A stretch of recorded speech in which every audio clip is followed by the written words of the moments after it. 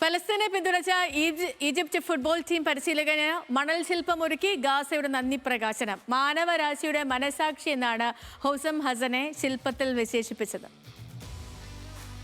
യുദ്ധം തകർത്ത ഗാസയിൽ ബോംബുകൾ വീണ് ചിതറിക്കിടക്കുന്ന കെട്ടിടങ്ങൾക്കിടയിലൂടെ ഒരു കൂട്ടം കലാകാരന്മാർ കടൽ തീരത്തേക്ക് നടന്നു.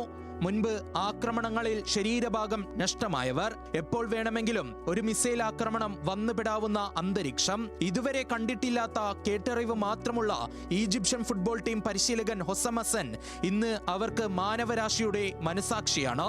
അതവർ കുറിച്ചുവെച്ചു, ഹൊസം ഹസനെ വരച്ചുവെച്ചു, നന്ദിയോടെ ഹൃദയത്തിലേറ്റി.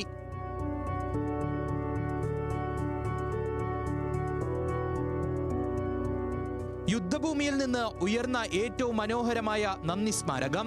തകർന്ന കോൺക്രീറ്റ് കൂമ്പാരങ്ങൾക്കിടയിൽ അവർ അദ്ദേഹത്തിന്റെ ഭീമൻ ബാനറുകളും ഉയർത്തി.